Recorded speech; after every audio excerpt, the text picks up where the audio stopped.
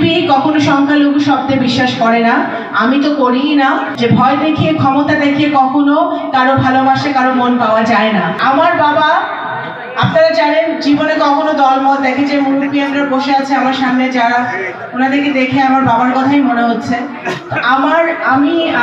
আমার বাবা কখনো দলমত দেখে নাই, ধর্ম বর্ণ দেখে নাই, এবং উনি সারা জীবন নগরকান্দা সাঁতার জন্য করেছেন।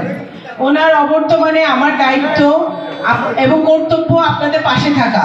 দুর্গাপূজা উপলক্ষে আপনাদের পাশে এসেছি, আপনাদের সাথে আপনাদের আনন্দটা ভাগাভাগি করে নেওয়ার জন্য এসেছি। আপনাদের কোনো সমস্যা থাকলে সেটা শোনার জন্য এসেছি। কিন্তু দুর্গাপূজা ছাড়াও বছরের 365 দিনই আমি আপনাদের বোন, আপনাদের সন্তান, সবসময় আপনাদের পাশে থাকবো এবং পাশে আছি।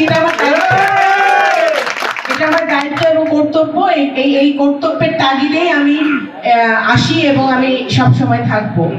আরেকটি কথা বলতে চাই, বিএনপি কখনো সংখ্যালঘু শব্দে বিশ্বাস করে না, আমি তো করিই না। আমি মনে করি আমরা সকলে সাঁওতা উপজেলার সবাই সমান অধিকারের, সবাই সমান, এবং সবারই এখানে সাম্যের সাথে সম্মানের সাথে বসবাস করার অধিকার আছে। ভয় দেখিয়ে ক্ষমতা দেখিয়ে, আমি একটু আগেই একজন বলছিলাম, সেই কথাটা আমি আবার এখানে বলতে চাই, যে ভয় দেখিয়ে ক্ষমতা দেখিয়ে কখনো কারো ভালোবাসা কারো মন পাওয়া যায় না।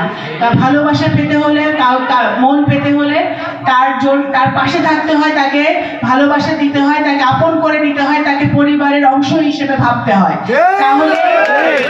তাহলে তাদের কাছে যাওয়া যায়।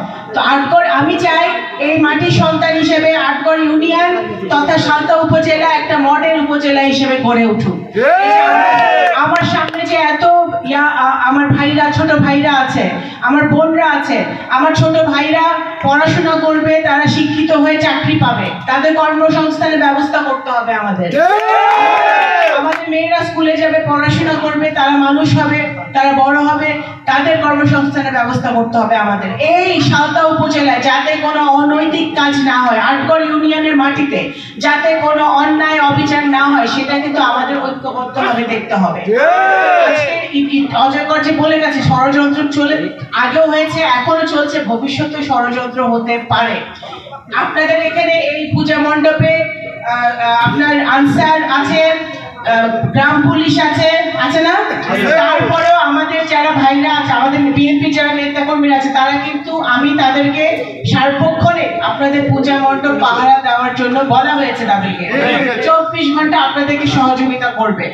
কারণ ষড়যন্ত্র করে আমাদের মধ্যে ভেদাভেদ তৈরি করে একটা গোলযোগ সৃষ্টি করতে পারে ফ্যাসিবাদের দোসররা, সেটা আমরা হতে দিতে চাই না, হতে দিতে পারি না। কারণ গত বছরও যখন পালিয়ে গেছে শেখ হাসিনা, তখনও কিন্তু সাঁওতা উপজেলা একটা শান্তির উপজেলা ছিল, এখানে কোনো সমস্যা